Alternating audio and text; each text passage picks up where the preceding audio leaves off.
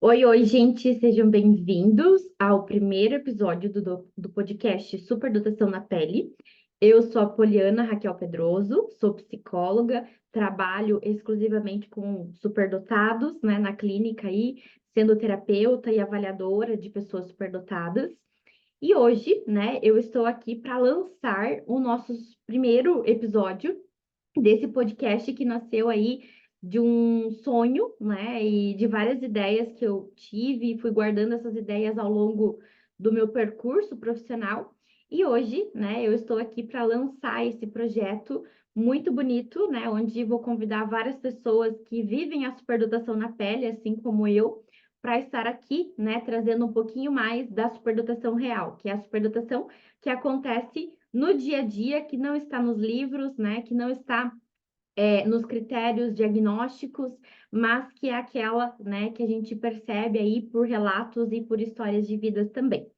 E hoje eu estou aqui, né, com uma pessoa super especial, com o Silas Ferreira.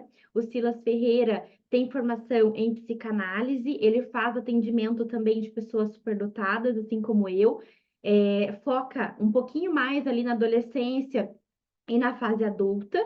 O Silas tem formação em direito também. E hoje, né, ele que está aqui para me acompanhar nessa jornada do podcast. Essa ideia surgiu como uma ideia compartilhada nossa, né? Já faz um tempo aí que a gente tinha essa ideia de criar um podcast.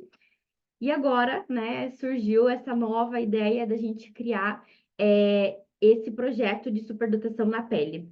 E hoje eu gostaria, né, de compartilhar um pouquinho mais com vocês tanto as características da superdotação como a superdotação na minha própria pele, né, na minha própria vida, no meu próprio histórico aí de neurodesenvolvimento e de desenvolvimento, né, tanto profissional, acadêmico, pessoal. E é por isso, né, que eu convidei o Silas, que é o meu namorado também, para estar aqui com a gente, para me entrevistar, né, para que ele possa também me auxiliar aí nessa discussão sobre as características da superdotação, para que a gente possa se aprofundar um pouquinho mais nelas, mas que também vocês possam, né, conhecer um pouquinho melhor sobre a minha história de vida, né, e a minha superdotação na pele. Seja bem-vindo, Silas, né? Espero que a gente possa é, trazer aí vários insights bacanas para vocês hoje. Muito obrigado pelo convite, Poliana. Fico muito honrado de estar aqui presente hoje e conduzindo esse trabalho com você tão lindo e tão gratificante da minha parte estar aqui com você em todos esses momentos, né? Seja em gravação, seja em posts, seja em parceria, em atendimentos, seja em você sendo minha mentora nos atendimentos e entre outras situações. Muito obrigado, viu? Que agradeço. Eu sempre tenho as ideias e o Silas embarca comigo nessas ideias, gente. E para começar, eu acho que seria interessante, né, você explicar mais, né, sobre o nome do programa em si, como que foi para você essa ideia, como que é para você essa ideia. Uhum. É, o superdotação na pele, né, ele surgiu aí como uma ideia após a minha identificação, né, após a minha avaliação neuropsicológica. Teve um dia que eu estava numa viagem e eu estava programando vários posts, né, colocando ali várias ideias em práticas. E aí eu cheguei à conclusão de que todo mundo talvez já soubesse que eu fosse superdotada, né? Mas que ninguém sabia realmente o que era isso na pele, né? O que seria isso, viver essa superdotação na pele? O que que isso implica, né, na minha vida? O que ter todas essas condições, todas essas características implicou na minha vida ao longo desses 26 anos, né? Então, acho que foi por isso que eu pensei, né? Todos sabiam que talvez eu era superdotada, mas ninguém sabia como era isso na pele, né? Eu acho que isso é o que eu escuto dos meus pacientes todos os dias, né? Quando eles chegam e falam, Poli, né? Eu já passei por vários profissionais, ninguém me entendeu. Já fui, né, a vários tipos de acompanhamento, já fiz várias e várias coisas e nada deu certo. Por quê? Porque ninguém sabe realmente como é isso na pele, né? E, e quando a gente fala da superdotação, a gente está trabalhando é, muitas características, né? Muitas características como a intensidade emocional, característica de profundidade, de hiperfoco, que são muito significativas na superdotação, que trazem extremo sofrimento para esses indivíduos, e como, né, a superdotação hoje não é considerada como um transtorno psicopatológico para ser inserida, né, tanto né, no manual de transtornos psiquiátricos atual, como, né, no CID, a gente não tem, né, como, de forma quantitativa, colocar todas essas características no papel, né? Então, isso se torna ainda mais singular, essa superdotação. Por quê? Porque depende de uma escuta atenta dessa história de vida, né? Então, muitas vezes a gente vai ver na literatura, né? Ah, é o QI acima da média. Mas será que aquele indivíduo que está em burnout, será que aquele indivíduo que sofre de ansiedade, que tem uma ansiedade social, que fica tremendo na sua frente no consultório, será que ele vai desempenhar um QI acima da média, né? Isso vai desconsiderar todas as outras características socioemocionais de neurodesenvolvimento desse sujeito, né? Então é isso que a gente está falando aqui. A superdotação na pele é basicamente, né? Na pele a gente vive a ansiedade, na pele a gente vive a raiva, a gente vive o senso de injustiça, na pele a gente vive o perfeccionismo, né? A postura rígida. E é na pele onde tudo isso acontece, né? É onde esse indivíduo ele se forma e ele se desenvolve. Então foi por isso que um dia tomando banho eu olhei para minha pele e falei: "Meu Deus, é superdotação na pele, né? Tem que ser isso". Por quê? Porque eu já escutei de muitas pessoas, né?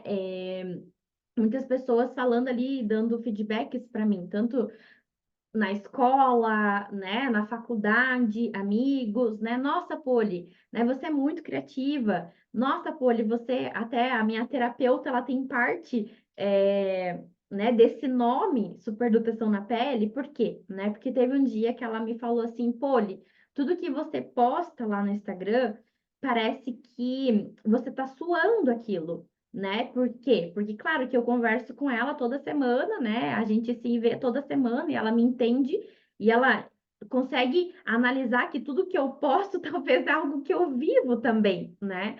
E aí ela me disse isso, parece que você sua a superdotação, né? E se eu suo a superdotação, é que tá saindo de mim, né? Tá saindo da minha pele. Então foi por isso, né, que eu denominei esse podcast como superdotação na pele, porque além de mim, existem milhares de outros superdotados por aí, crianças, adultos, adolescentes, né, idosos, que também vivenciam a superdotação na pele desde o dia que nasceram, né? E é importante que a gente conheça essas histórias, que a gente dê nome para essas características e que a gente entenda que o conjunto dessas características que a gente vai conversar aqui hoje são superdotação, né? Que é essa palavra que é muito falada atualmente, né? Mas que ainda há uma incógnita do que é a superdotação. Então é por isso que eu criei, né, esse podcast e é por isso que eu estou fazendo esse movimento, né, aí também para que outras histórias, né, cheguem até vocês, né, para que vocês também conheçam o que é superdotação, além do QI 130, além, né, de um perfil cognitivo acima da média, né, o que é superdotação, além de tirar 10 na escola, né, é, o que a superdotação expressa no dia a dia, né, no nosso cotidiano. Sim, perfeito, ótima explicação, né, sobre o nome em si, sobre a vivência e tudo mais. Agora eu queria saber outra questão. Como é para você ser psicóloga de superdotados? Uhum. Então, né, a superdotação, ela caiu, não como algo que eu busquei, né, foi algo que chegou até mim. Então, quando eu me formei, nós estávamos, né, ali na pandemia, e aí, né, surgiu a possibilidade de entrar numa clínica, né, onde era ali especializada em superdotação, né? Então eu entrei nessa clínica na época e foi ali que eu tive o primeiro contato, né, com os primeiros pacientes. Eu ainda atendia crianças, adolescentes na época. Então eu tive o contato por início, né, com a superdotação na infância e na adolescência, né? E aí eu fui estudando, né, fui me aprofundando nas características, né, em como é o funcionamento desse indivíduo superdotado. Meu foco no início era mais a parte terapêutica, né, em como acolher, como trabalhar com a ansiedade dessas crianças, como trabalhar com esses medos, né, que eram muito exacerbados, medo de ficar sozinho em casa, medo de dormir sozinho, medo de não ter amigos na escola, medo de ir para a escola, né? Questões de raiva, né? São crianças que vão ter um perfil de funcionamento fora de casa, mas que em casa vão exprimir, né? Vão trazer muito à tona todas essas raivas, e aí vão ter crises muito intensas. Então, ao início da minha carreira, eu me debrucei sobre a infância e adolescência, e aos poucos, né, eu fui também tendo outra experiência com adultos superdotados, e foi ali, né, que eu fui aprofundando um pouquinho mais, né, o quanto, né, aquele início da vida, todas aquelas relações, todas aquelas interações que esse indivíduo teve, né, se tornam fatores estressores, né, para o desenvolvimento de algumas patologias na vida adulta. Então, ao longo da minha jornada, eu fiz uma transição, né? Eu iniciei ali com crianças e adolescentes e fui indo até hoje, né? Eu trabalho só com adultos, não trabalho mais com infância e adolescência. Né? Eu tenho os meus que eu já acompanho a longo prazo e que estão comigo, né? E vão ficar comigo até no processo de alta, mas eu não recebo novos pacientes em acompanhamento de terapia, né? Crianças e adolescentes. Mas, né, foi aí que eu fui me apaixonando pelas características do adulto superdotado, né? E quando eu me formei, quando eu comecei a trabalhar com superdotação, essa psicóloga, né, responsável pela clínica que eu estava, chegou até mim e falou assim: Poli, faz a sua avaliação, né? Isso fazia, sei lá, uma semana que eu tinha tido conhecimento da superdotação, porque eu já tinha escutado brevemente na faculdade, bem raso, né? Ah, a superdotação lá, quando a gente vai aplicar os testes de inteligência, mas eu não sabia nada ainda sobre superdotação. E aí essa pessoa chegou até mim e foi a primeira pessoa que falou: opa, talvez você seja superdotado, né? Na época eu fiquei tipo, ah, mas será, né? Até tentei ali dar uma olhadinha como funcionava a avaliação, né? Porque eu já tinha conhecimento dos testes. Então, na época eu não fui buscar a minha avaliação, né? Mas aí depois eu fui percebendo que, nossa, né? Tudo que eu falava para o outro servia para mim, tudo que eu via no outro era meu também, né? E que isso estava, né, dentro ali do meu funcionamento quanto profissional e quanto pessoa também, né? Então, eu me conectava profundamente com esses pacientes, né, desde o início, e, e era muito, né, interessante entender todo esse aspecto da história de vida, né? Como esse paciente ele nasce, como que ele vai se estruturando, vai entrando em homeostase a esse sistema que ele vai permeando ao longo da vida e como que ele chega lá na fase adulta, né? Então, a maioria dos adultos hoje chegam ao consultório adoecidos, né? Com ansiedade exacerbada, em burnout, né? Com estresse em nível muito alto, com outros adoecimentos, né, aí por questões psicossomáticas, né, problemas mais assim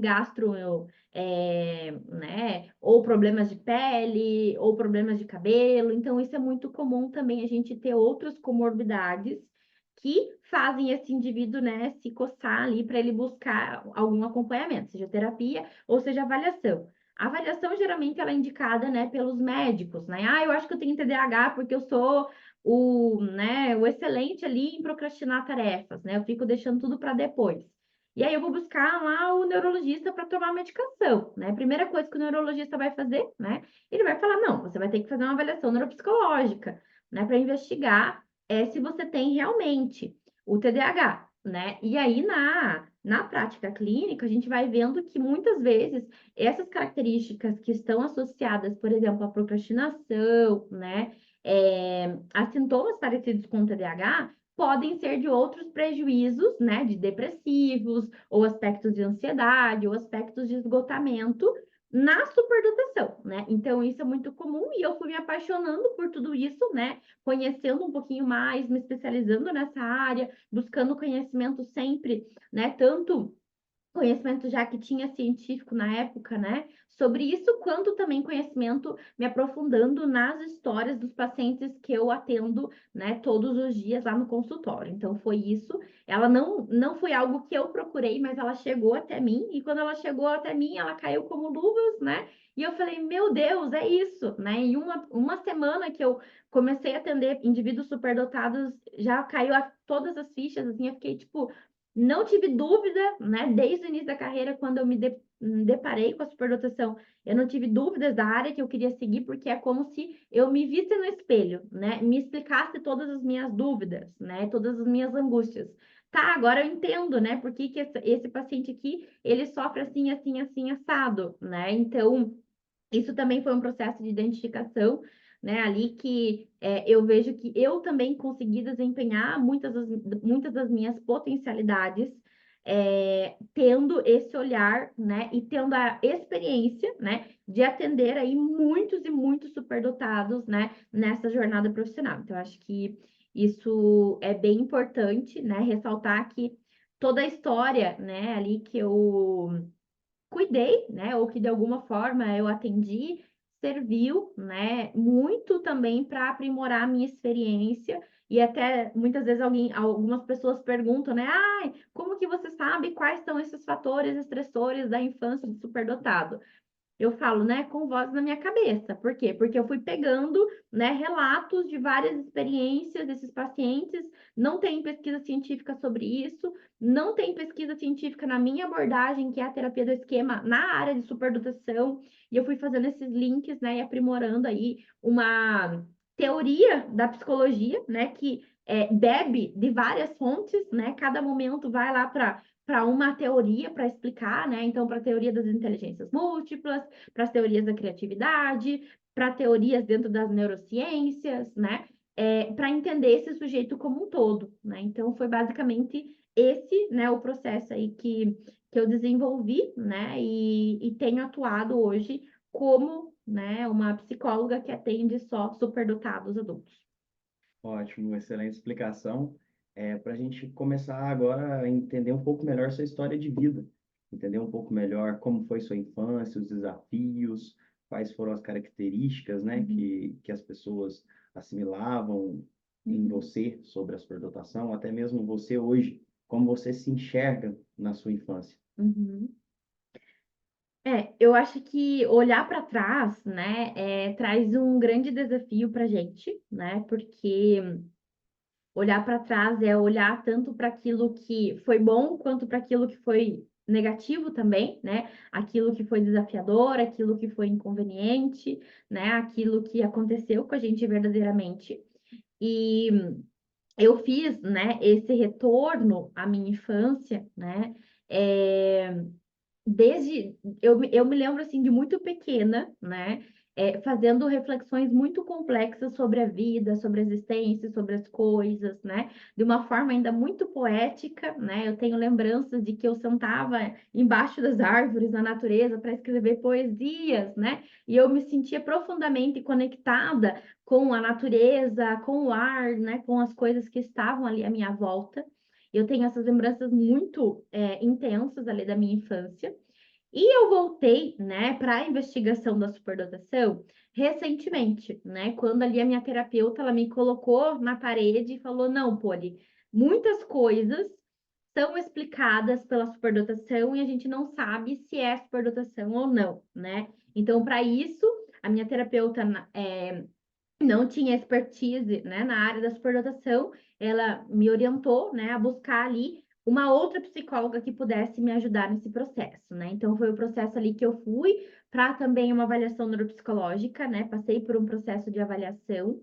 E nesse processo de avaliação, né, a gente vai percebendo, né, que muitas características ali da criança superdotada, eu tinha, né? E não é que eu passei a ter, não, eu sempre tive desde o dia que eu nasci, né? Pelos relatos que talvez eu não me lembre, eu lembro de algumas coisas, mas pelo relato ali dos meus familiares. Então, de aspectos, né, emocionais que eu tinha ali na minha infância. eu era uma criança altamente sensível, né? Eu era uma criança muito chorona, né? Uma criança que se falasse não para mim, eu chorava muito intensamente. Se eu queria uma coisa, e se as pessoas, né? Minha mãe conta que se eu chorava porque eu queria algo, e depois eu chorava porque eles não tinham me dado algo, né? Aquilo que eu queria. E eu fiquei muito tempo chorando, e depois eu chorava de novo, né? Porque eles trouxeram aquilo, mas aí eu já não queria mais aquilo, né? Então, eu só entendi esse comportamento, né? Que ao longo de toda a minha história, minha família falava para mim: nossa, né? Você era muito chorona, a gente não entendia você, porque você chorava quando queria algo, depois de você recebia algo, você chorava ainda, né? E aí eu só fui entender isso bem recentemente, né? Quando eu percebi que eu já percebia, né, naquele momento, a injustiça ali, né, que eu queria naquele momento. E eles estavam aptos a dar para mim naquele momento. Mas como eles não deram, eu me senti injustiçada e com raiva, e eu chorava de raiva daí, né? Mas essa reflexão é uma reflexão de adulto, né? Que hoje eu tenho essa consciência. Então, lá na minha infância, eu tive vários aspectos, né? Eu sempre fui uma criança com um temperamento mais doce, mais bonzinho, né? Mais obediente, mais quietinha, mais introvertida, mais tímida também. E eu nasci, né, numa cidade chamada São Miguel Arcanjo, é o interior de São Paulo, né? Uma cidade bem pequenininha, com 25, 27 mil habitantes, né? E eu nasci e me desenvolvi, né, numa área rural dessa cidade. E ao longo, né, do meu desenvolvimento, geograficamente, né, eu ficava distante das outras crianças. Mas, né, isso também foi aí um atributo que resultou, né, num outro comportamento meu, né? Então, eu tinha comportamentos de adultos já desde pequenininha, né? Até porque geograficamente eu não tinha crianças por perto de mim, eu era a única neta numa família com mais de 10 netos, né? Então não tinha meninas também, não tinha crianças morando perto, não tinha meninas, né, ali da família para brincar de coisas de meninas.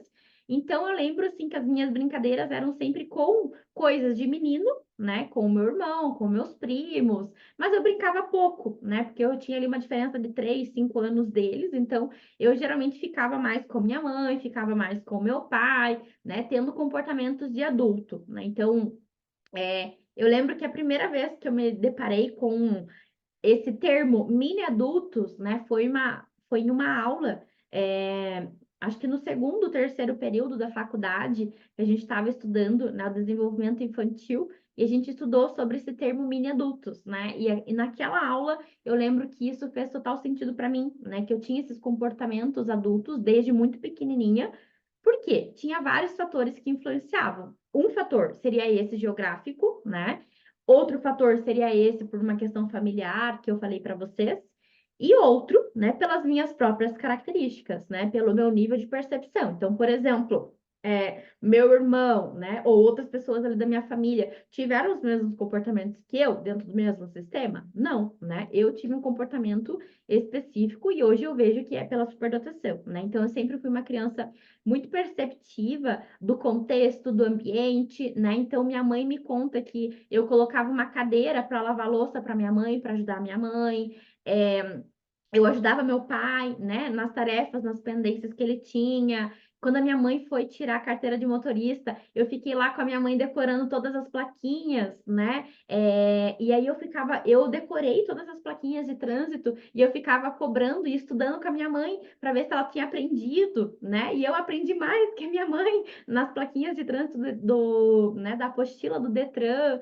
Então, e isso é muito reforçado, né? Socialmente, isso é visto como algo muito bonito, como algo muito valioso, né? Então, a chance daquela criança repetir esse comportamento é muito maior, né? Do que ela ser punida, por exemplo. Daí a gente vai pensar que vai reduzir a chance desse comportamento ser repetido. Mas eu era muito reforçada, né? Elogiada pela minha família, elogiada pelos meus pais, elogiada por outras pessoas externas, né? É, eu desenvolvi, né? Como os meus pais sempre trabalhavam muito, eu ficava muito sozinha também em casa, eu desenvolvi estratégias, né? Eu mesma, né? Aprendi a cozinhar, né? Então eu lembro que na minha infância, a minha avó, ela ficou hospitalizada por um câncer no intestino e a minha mãe ficou vários dias fora de casa. Quem assumiu a casa fui eu, né? Eu assumi ali a cozinha, a limpeza da casa, e eu tinha maturidade para isso, né? Eu tinha maturidade, né, manual para essas questões, mas talvez eu tinha maturidade emocional, talvez eu não tinha, né? Porque eu precisava de que minha mãe estivesse ali, né? Mas por inúmeras questões da vida, ela tinha que trabalhar, tinha que estar lá com a minha avó nessa ocasião, e eu que assumi. Então, de precocidades, a única coisa assim que eu vejo, né, da minha infância, eu não tive nenhum marco. Ah, aprendi a falar, a ler, né, antes das outras crianças. Não, isso eu não tive porque até não era meu interesse, né? Meu interesse era o quê? Era cozinhar, era aprender coisas, tipo assim, aprender a calcular, a aprender a voltar troco, aprender a vender coisas, né? Esse era o meu interesse. Então eu tive precocidades dentro dessas coisas, né? Desde muito pequenininha eu gostava de vender coisas, eu gostava de vender doces, né? Eu lembro que com 8 anos eu já vendia pudins, né, para as pessoas ali da cidade que eu morava, né? Por quê? Porque eu já queria guardar dinheiro e com 8 anos, né? Eu lembro até hoje que eu juntei lá meus dinheiros, fui juntando, vendendo várias coisas, né? Doces, miçanga, tudo que vocês possam imaginar, né? Eu fui juntando ali esse dinheiro para que eu pudesse comprar o que eu queria, né? O que que eu queria? Eu queria um computador, porque meu irmão já tinha um computador, meu irmão fazia trabalhos na escola, já estava no ensino, na educação, acho que no ensino médio ou no final da educação fundamental, e eu também queria um computador, né, para editar fotos, para fazer vídeos, e aí eu consegui comprar meu computador com 8 anos de idade, né, e era algo assim de, sei lá, 2.300, 2.500 reais, na época, né, isso, sei lá, em 2000 e pouco, né, então, algo que impactava todos que estavam ali à volta, né, então, meus avós sempre, e isso é uma questão muito difícil para os superdotados, né? Porque é algo natural, né? Era algo natural meu, não era algo que eu fazia para receber atenção. Não, eu queria aquilo, né? E eu recebia atenção como uma consequência, né, das pessoas. Nossa, que bacana, você faz isso. Nossa, sua filha faz isso, né? Nossa, a minha neta faz isso, né? Só que eu vejo que uma coisa também que é, eu recebia, né, ali das pessoas era um olhar de julgamento, né, sobre isso, né? Então, um olhar de julgamento. Até eu não sou uma pessoa assim que, né, acredito na inveja, né? É, nessas questões assim, supersticiosa. Mas, desse sentido, né, eu vejo que desde pequenininha eu ficava atento, nossa, né, isso foi maldoso, esse comentário que essa pessoa fez, né, ou isso foi estranho, né, uma vez eu estava dando uma palestra dentro de uma comunidade terapêutica, isso com 14, 15 anos, e aí um amigo do meu pai, né, chegou assim e falou pro meu pai, nossa, como faz para ter uma filha igual a tua? Né? Então, isso me deu uma sensação de estranhamento ao início, né? E aí depois eu fui entendendo, então eu tinha muita vergonha, ao mesmo tempo que eu tinha muita coragem para fazer essas coisas, eu tinha muita vergonha, né? Porque eu sempre era colocada numa balança contra as outras crianças da minha idade, né? E não era justo. E sempre as outras crianças da minha idade, ou os outros adolescentes, ficavam numa ponte, né, numa balança mais negativa que eu. E eu achava isso extremamente injusto, né? E isso me fazia o quê? Me isolar, né? Então, uma outra característica desde pequenininha era basicamente essa característica de dificuldade na interação social, né? Então, eu não me conectava com as crianças porque eu odiava brincar, né? Eu achava infantil brincar. Quando os meus primos iam lá em casa, a única coisa que eu gostava de brincar era, tipo, subir na árvore, né? Brincar de fazendinha, coisas assim. Mas andar de bicicleta, de velotrol, né? Essas coisas eu gostava.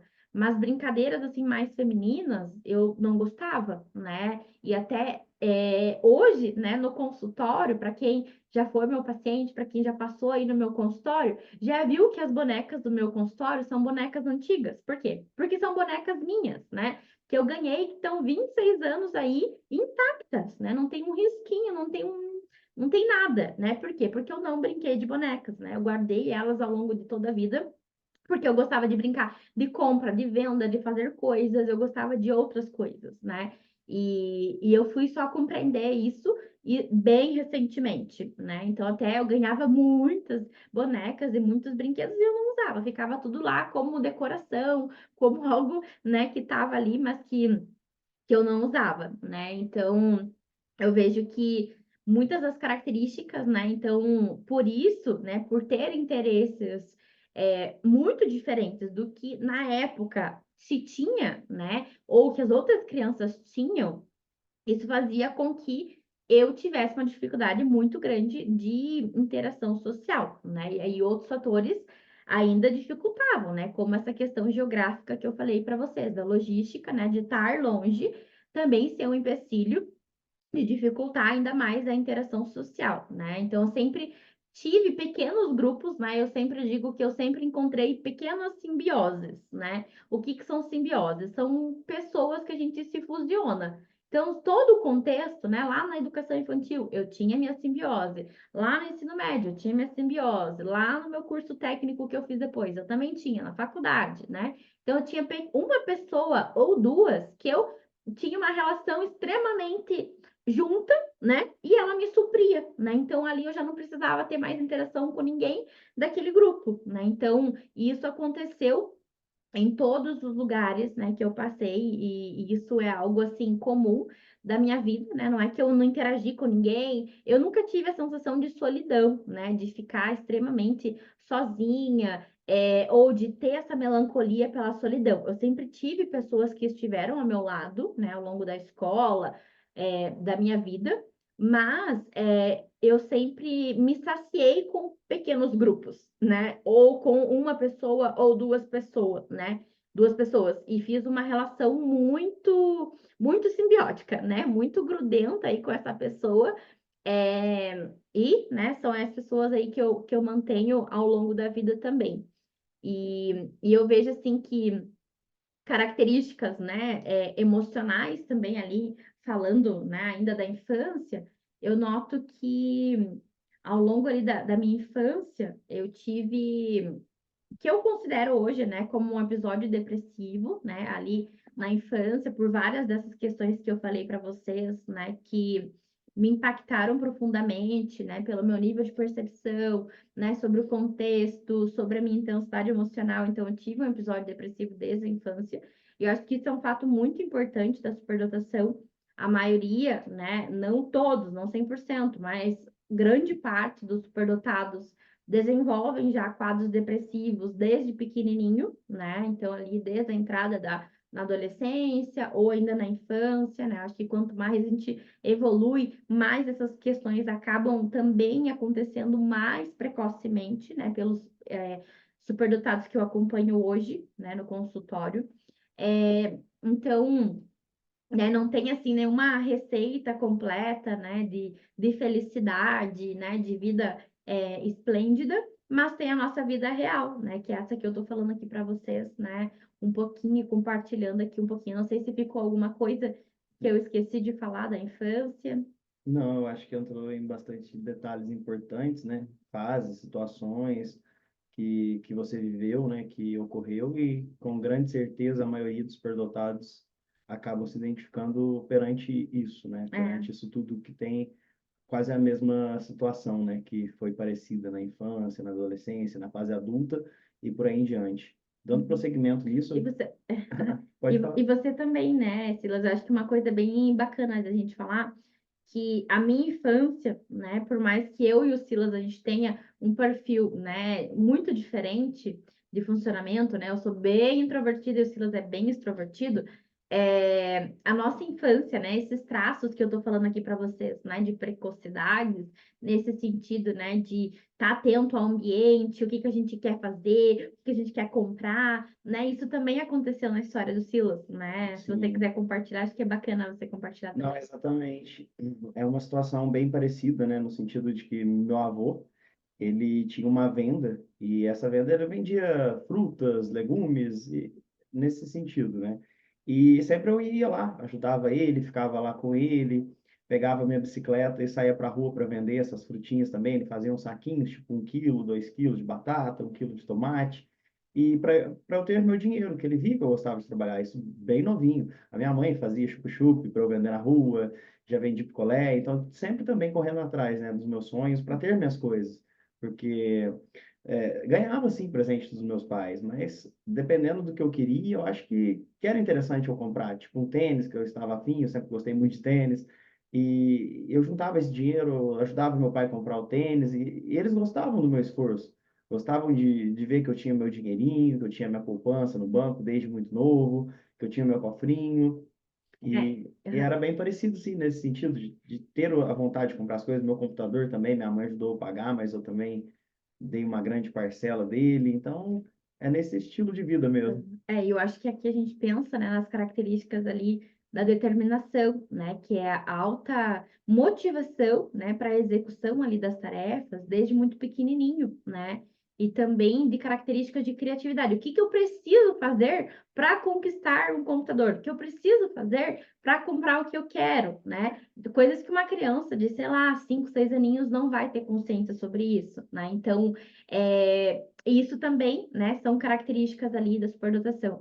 E eu vejo também, né, dentro do contexto da escola, que eu esqueci de falar um pouquinho, na escola, né, eu sempre tive um desempenho, assim, muito dentro do esperado, né, eu sempre estive entre, né, as alunas ali com notas mais altas, mas, assim, nunca fui algo que, nossa, a Poliana é muito inteligente. Não, nunca foi isso, né? É, mas também nunca estudei, né? Eu lembro assim que para mim era muito fácil, né? Eu estudava um pouquinho só ali, né? Antes da prova, um dia antes da prova, e sempre fui muito bem, só que eu sempre sempre fiz muitas coisas, né? Então eu ia na escola, ali na educação infantil, educação fundamental, ensino médio. Eu ajudava meus pais, né, no trabalho dos meus pais, eu fazia curso técnico, né, no Contraturno, no Instituto Federal, lá de Itapetininga. Então, eu sempre era muito inquieta, né? Eu fazia atividade física, eu corria, eu fazia competições, então eu dedicava o mínimo possível na escola, né? O mínimo para passar. Eu tava show de bola se eu tirasse 7 e se 7 me passasse, né? Eu nunca busquei ali, nossa, eu preciso tirar nota boa, né? Isso não, nunca foi um peso para mim, e nunca também foi algo que eu me preocupei com isso. Meus pais também não ligavam tanto para essa questão de exigência das notas, né? Mas eu vejo que aqui também tá um ponto interessante, né? A superdotação não é só quem tira a nota 10 lá na escola, né? Ter o boletim 10 esse aqui é superdotado então. Não, né? Ele não é superdotado. Talvez ele seja também, né? Mas os outros que tiram 9, 8, 7 ou abaixo da média também podem ser se tiver outras características ali, né, da superdotação. Então, isso é bem importante de frisar, né? Por isso que muitos superdotados passam despercebidos, né? Por quê? Porque não vão ser os mais inteligentes da turma, né? Muitas vezes vão ser os mais quietinhos, né? Por quê? Porque são introvertidos, porque viram que a professora não gosta que fique falando na aula, então não vai fazer nenhuma pergunta, vai fazer o mínimo possível, porque tem, né, gasta energia com outras coisas, né? O meu caso era esse, eu gastava energia com o curso técnico, com atividade física, eu queria só fazer o mínimo possível para passar e o tempo, né, passar ali e eu passar de ano. Então, eu fazia o mínimo possível, né? Então, mas mesmo assim, né, esse mínimo possível era tirando notas 7, 8, 9, 10, né? Sempre notas acima da média. Eu não me lembro de ter tirado nenhuma nota abaixo da média, né? E uma outra coisa, né, que é muito importante aqui dentro da minha história foi o início de atividade física, né? Então, eu iniciei na atividade física, né? Iniciei a fazer academia ali com 12 anos de idade. Por que que eu iniciei, né? Porque eu estava num quadro de obesidade infantil na época, né? Eu estava bem ali acima do peso. Né, durante esse percurso, né, minha família foi percebendo ali que seria adequado eu fazer atividade física. E aí me colocaram, né, numa academia, e dentro dessa academia tinha um grupo, né, um grupo de corrida, E eu fui começando a participar desse grupo de corrida, né? E aos pouquinhos eu fui começando a tomar gosto por isso, eu fui emagrecendo, isso foi, né, melhorando ali a minha autoestima na época, né? Eu fui tendo amigos, né? E aí meus amigos lá do grupo de corrida, eu tinha, sei lá, 12 anos, 13 anos, e era galera de 30, 20 e poucos, né? Então era essa galera. E foram esses os amigos que eu desenvolvi nessa fase da vida, né? Então, e aí eu passei a competir, né? Na época eu perdi 18 quilos, isso me marcou muito, né? E eu comecei a competir, comecei a correr, comecei, né, a ter um repertório ali, eu fazia corridas de fundo, né, no atletismo, nos campeonatos escolares, mas eu também fazia corrida de rua, né, no final ali da minha fase de atleta, eu, né, fiz marcha atlética, então eu fazia várias habilidades, né, durante esse período ali, que foi dos 12 anos até os 17, né, da entrada da faculdade. Nossa, eu fiz vários campeonatos, né? Eu fui ali por todo São Paulo, né? O interior de São Paulo ali, Sorocaba, São Paulo capital, né? Muitas cidades para correr.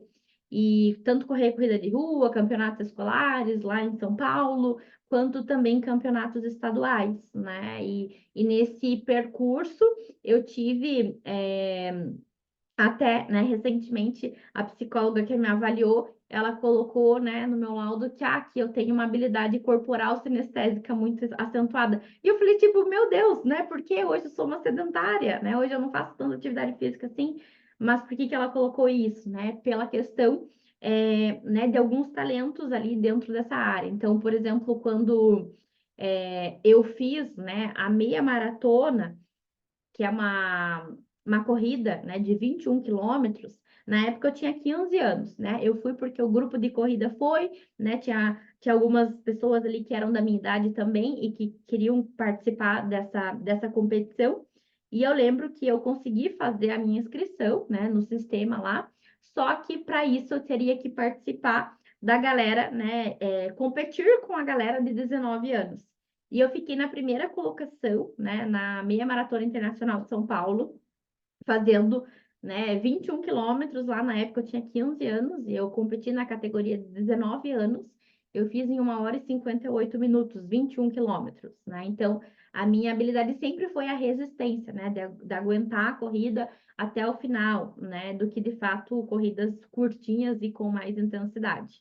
E eu acho que isso da resistência é algo bem interessante, né, para a gente discutir, porque eu acho que a resistência é algo que o superdotado ele precisa treinar muito ela ao longo da vida, né? Então, muitos superdotados, quando eu escuto a história deles hoje, são superdotados que tiveram que resistir a várias coisas, né? A vários traumas ali que aconteceram ao longo da vida deles, ou, né, de situações adversas, e não tem como a gente controlar, né? Então, duas coisas adversas aconteceram ao longo da minha história, né?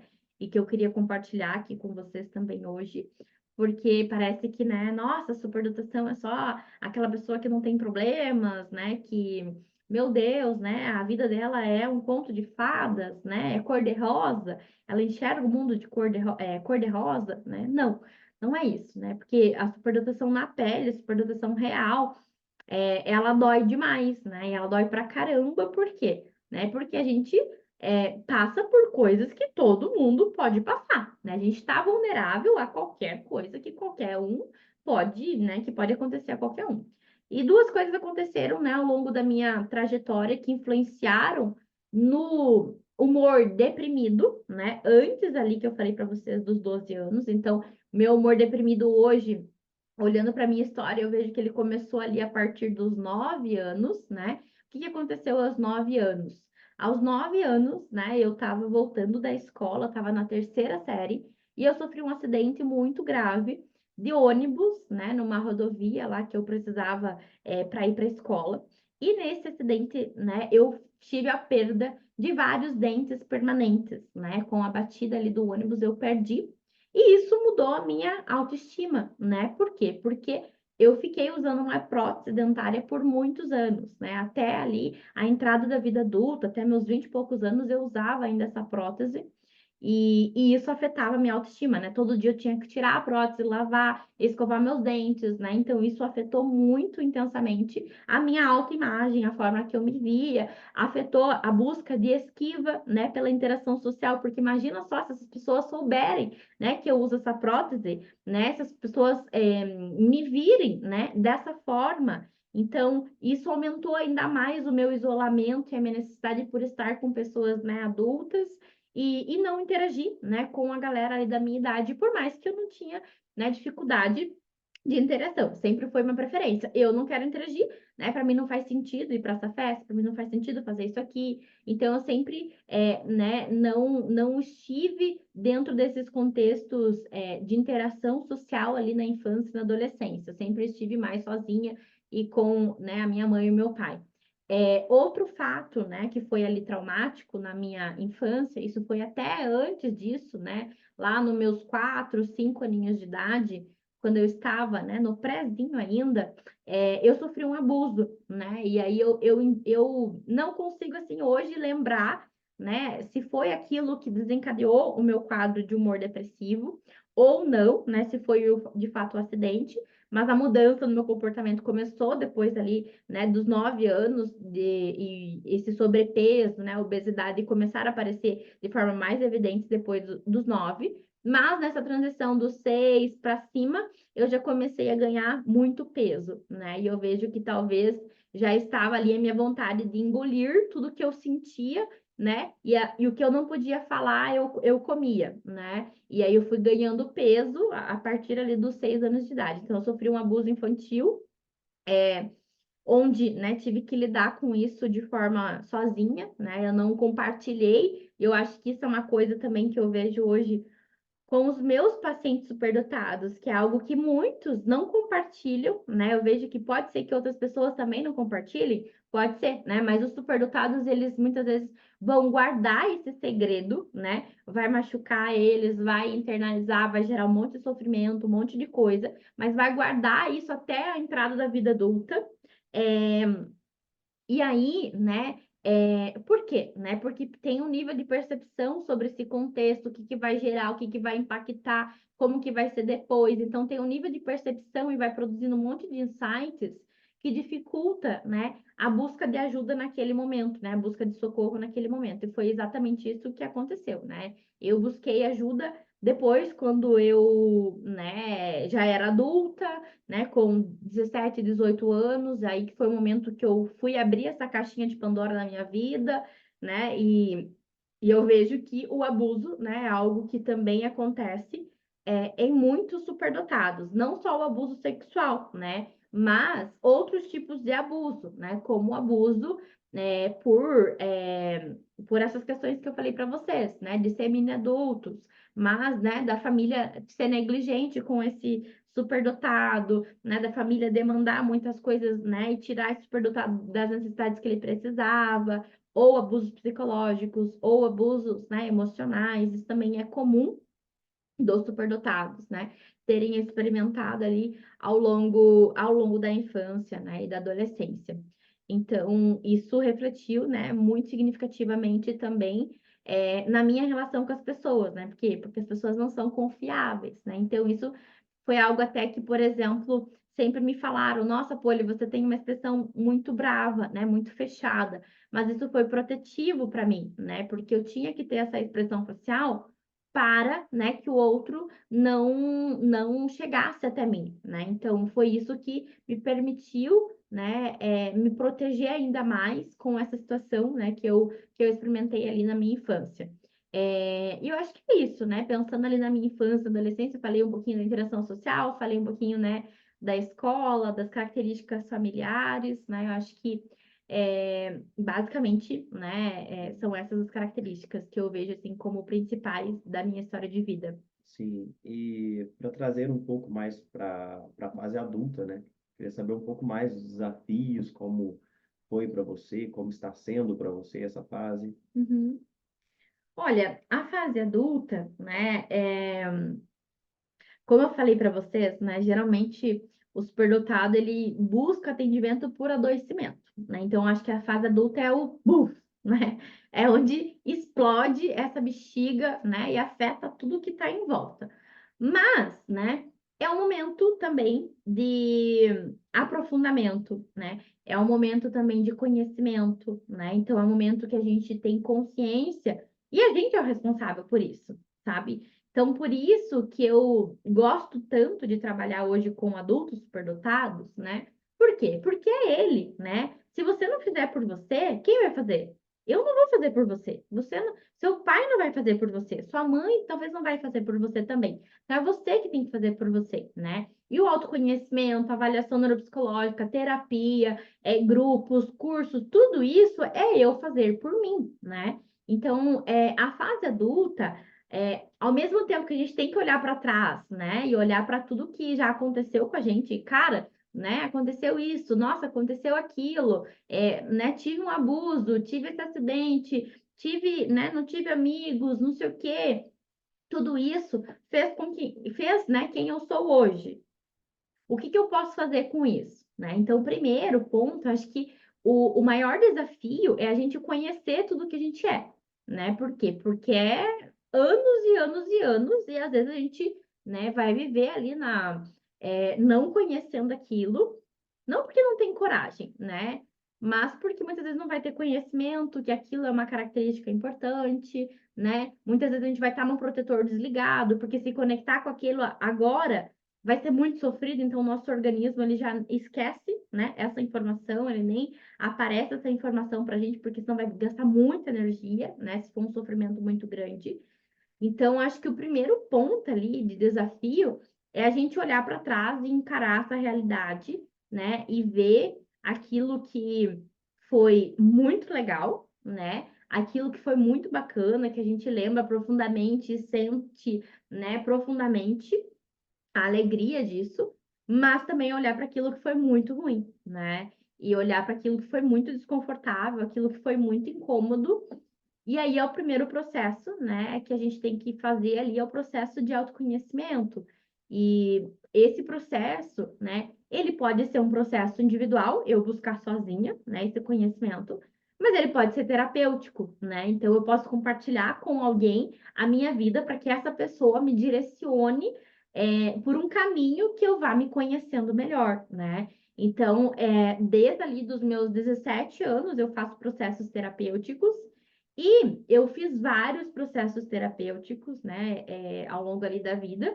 E, assim, muitos processos não me compreenderam por completa, né? Então, eu lembro até hoje de uma psicóloga que me atendeu e ela falava assim: ah, não, é só você descansar, né? Porque você é muito curiosa. Então, você não vai acabar com o conhecimento do mundo, né? Na época eu fazia iniciação científica e eu ficava muito ansiosa porque eu lia um artigo e tinha outro artigo, e eu lia outro e tinha outro, e eu entrava numa plataforma e tinha milhares de artigos, e meu Deus, não vai acabar nunca, né? Esse era o meu lema da minha terapia lá no início da faculdade. E aí ela falou para mim assim: não, é só você descansar, né? E eu falei: cara, como que eu vou descansar? Eu não consigo, né? Por quê? Porque é o que eu sou, eu processo o mundo assim, né? Então, eu sou uma pessoa que entro em hiperfoco muito rapidamente, tá? Então, assim, e tem que ser uma coisa só do meu interesse. Por exemplo, superdotação, posts, projetos que eu estou desenvolvendo, né? Já foram vários hiperfocos ao longo da vida. Mas quando eu estou nesse hiperfoco, isso afeta a minha alimentação, porque eu esqueço de comer, isso afeta o meu organismo, porque eu esqueço de fazer atividade física, isso afeta as minhas interações sociais, porque eu esqueço de mandar mensagem para as pessoas, porque eu estava fazendo aquilo que meu cérebro está estimulando. Isso é como se fosse, né, um vício para o superdotado, né? Porque isso estimula demais, né? É, todo o processamento ali neurocognitivo e por isso que demanda tanta satisfação, né? E aí é como se a gente estivesse usando uma droga, né? Quando eu tô lá buscando aquele artigo e vou desenvolvendo esse projeto e não sei o que, não sei o que lá, não sei o que lá, eu vou me debruçando naquilo e eu vou entrando nesse hiperfoco, né? E vou me estimulando, porque isso é altamente estimulador, e muitas vezes assim como, né, um vício, né, claro que o vício da substância psicoativa vai ter outros malefícios, né, não quero entrar nessa comparação, mas Da mesma forma, a gente também esquece outras áreas da vida, né? Como interação social, quando a gente está hiperfocado, como alimentação, como o corpo, como o sono, né? Muitas pessoas superdotadas hoje falam assim: ah, eu funciono 8 ou 80, ou eu faço tudo, passo a noite inteira fazendo aquele projeto, eu não faço nada. Né? Então, muitas vezes vai ter essas características que vão gerar muitos desconfortos. A gente não sabe que raiz que tá isso, né? É difícil, né? A gente pensar em planos terapêuticos para tratar, né, essas questões. Então, acho que o primeiro ponto é a gente se conhecer, né? Eu acho que isso é o primeiro ponto e acho que a terapia ela está aí para isso, né? Para nos auxiliar a pegar na nossa mão e entrar na caverna, né? Deixo aqui a minha indicação da minha primeira do meu primeiro livro, da coletânea da Pequena Polly. Então, eu fiz, né, uma coletânea completa que eu estou ainda lançando vários livros, né, várias historinhas aí infantis sobre como é o processo terapêutico do superdotado, né? E o primeiro se chama Na Caverna da Escuridão, onde a pequena Polly vai entrar dentro da caverna da escuridão. Então, basicamente, o terapeuta ele nos ajuda a entrar dentro dessa caverna para a gente saber o que, que tem lá dentro. Pode ser que não tenha nada, pode ser que tenha um cheiro horroroso, que a gente tenha que sair correndo, né? Então, a gente muitas vezes não vai saber, né? A princípio, claro que a gente tem uma breve consciência do que vai ter na nossa história, né? De coisas que a gente tem em mente, né, todo dia.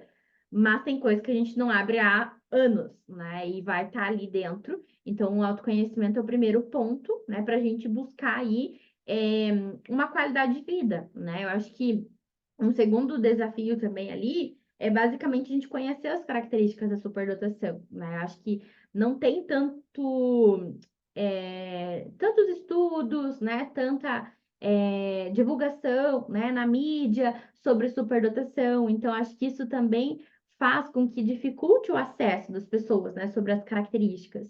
E eu acho que conhecer as características é o ponto mais importante, né?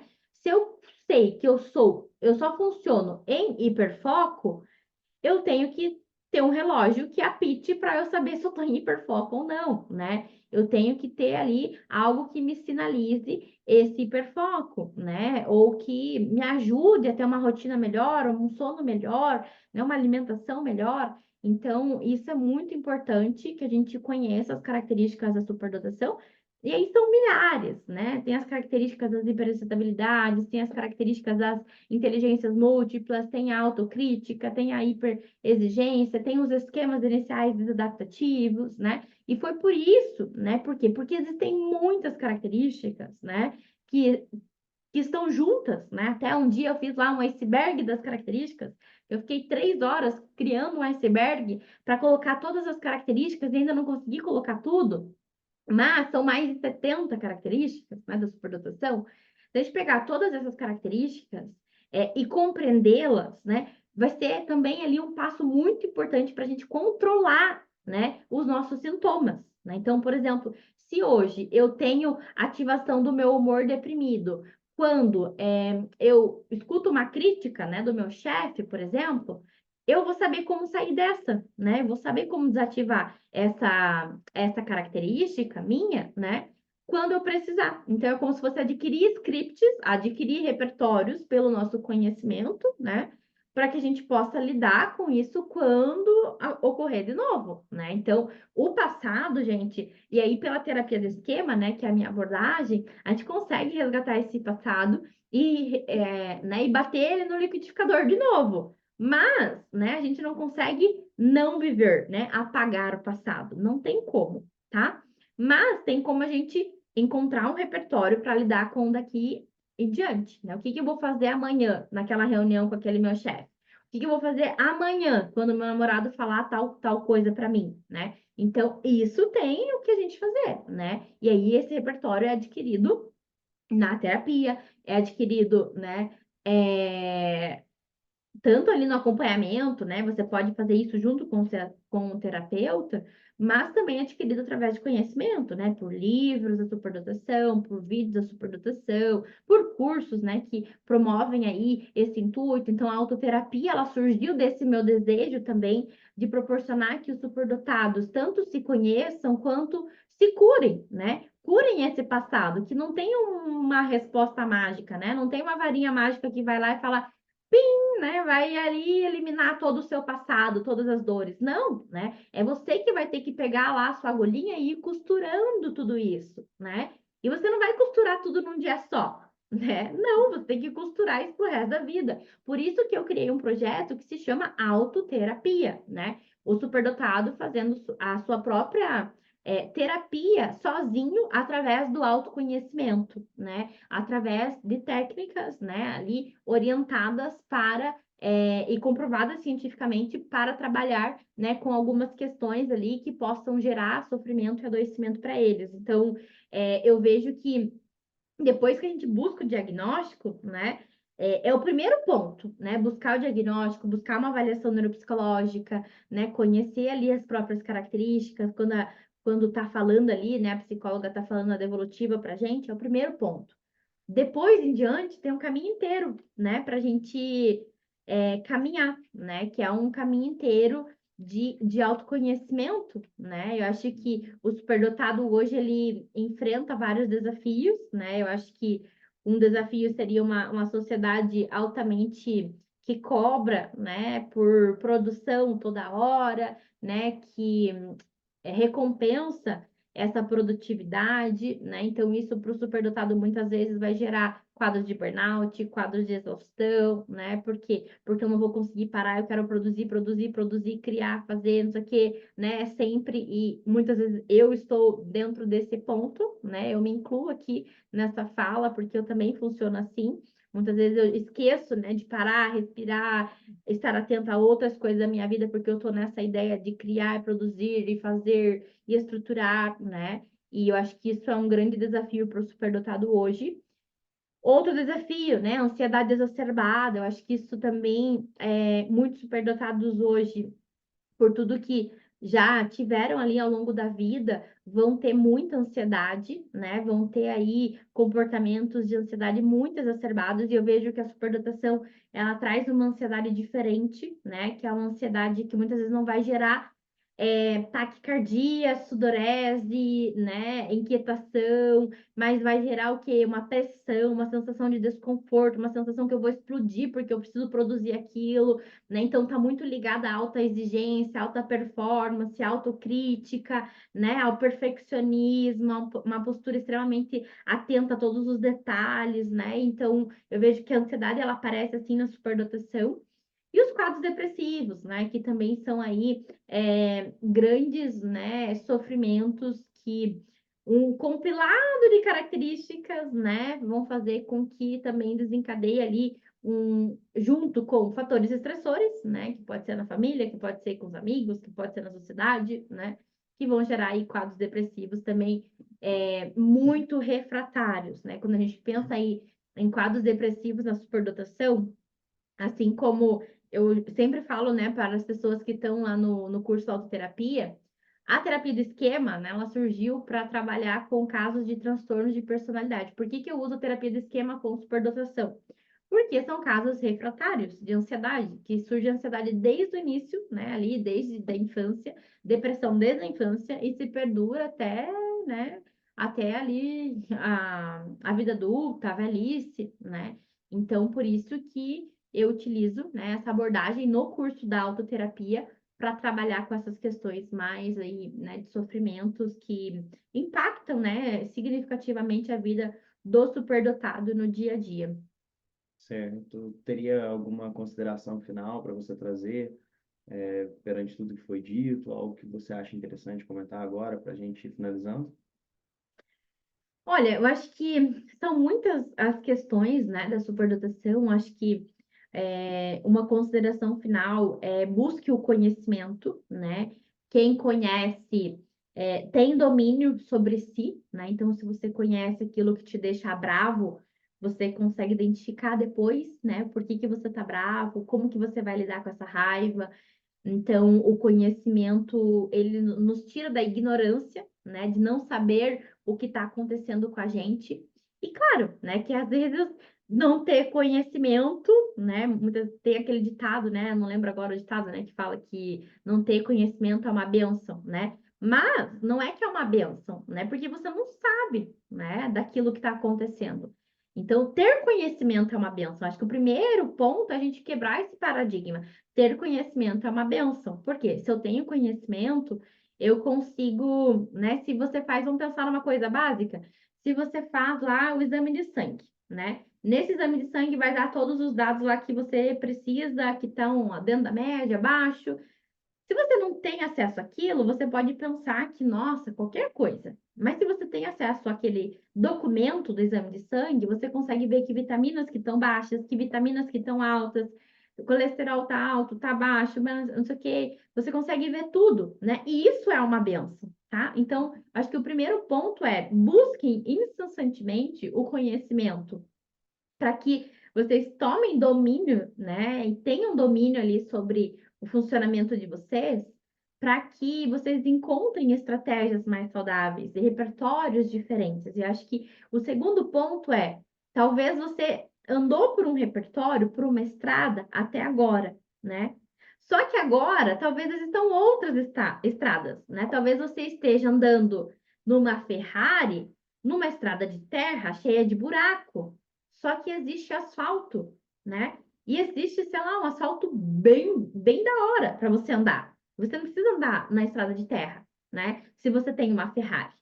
Então, é claro que às vezes você, para você chegar em tal lugar, você vai ter que passar por um trecho de terra, né? Isso é uma coisa. Agora, você andar pela vida inteira numa, né, em uma Ferrari, numa estrada de terra cheia de buraco, isso vai ferrar com o seu carro, né? Vai ferrar com a sua Ferrari. Então, é basicamente isso também, né? É criar outros repertórios. Se eu sei que essa relação com essa pessoa, com esse chefe, com esse trabalho, com esses amigos, não supra as minhas necessidades, opa, eu vou buscar outras relações, né? Isso não me serve mais, isso não está sendo bacana para mim, não está atendendo, né? Está me gerando incômodo, sofrimento.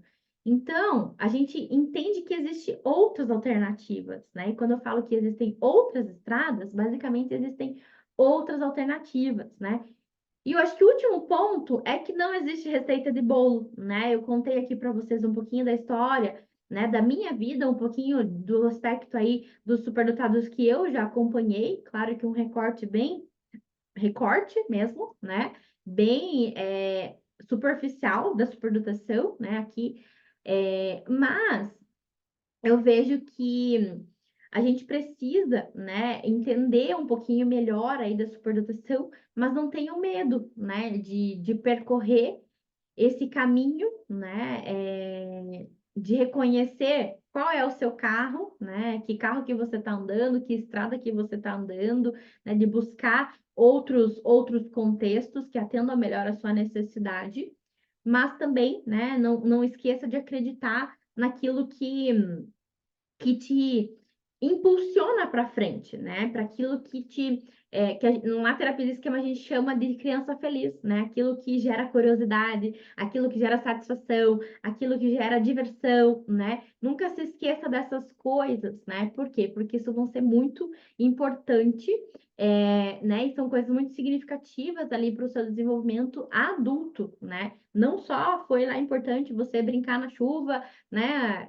Nadar na enxurrada, mas hoje, adulto, você precisa suprir sua criança interior, né? Eu acho que isso é o último ponto. Você tem uma criança interior dentro de você e essa criança interior ela precisa ser suprida, né?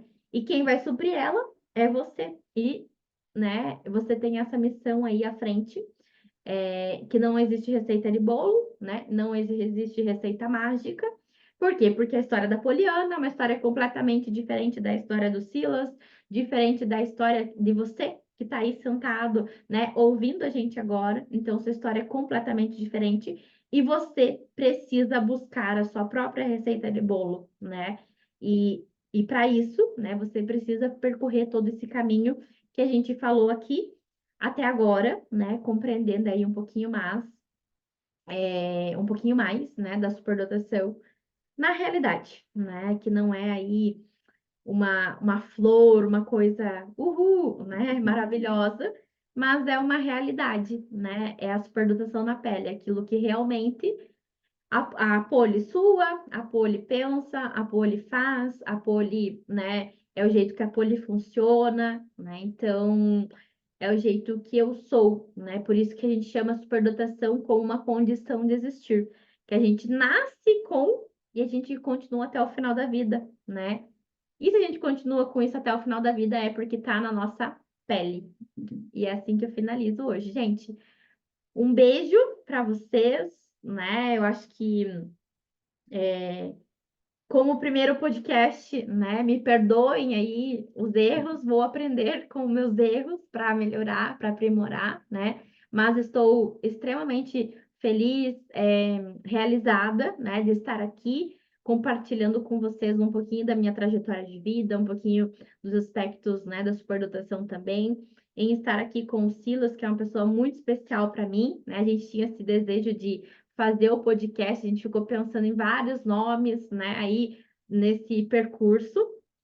E, e quando eu tive essa ideia, né, eu falei, não, tem que ser superdotação na pele, mas, né, uma pessoa que aí sempre está do meu lado, me apoiando, né, e me ajudando na minha jornada. E sou extremamente grata, né, por isso, por a gente estar aqui, e estou muito feliz. Eu que agradeço, também é uma honra estar aqui, sou muito feliz de estar ao seu lado, seja no âmbito profissional, seja no âmbito como namorado, como dividir a nossa vida, né? Viver sendo namorado, sendo parceiro, sendo profissional. E é assim que vamos finalizando hoje aqui. A palavra é agradecimento. Muito obrigado. Obrigado a todos que nos assistiram até agora. Até logo. Tchau, tchau, gente, e até o próximo episódio. Um beijo a todos e espero aí que esse podcast tenha ajudado vocês. Um beijo, tchau, tchau. Tchau, tchau.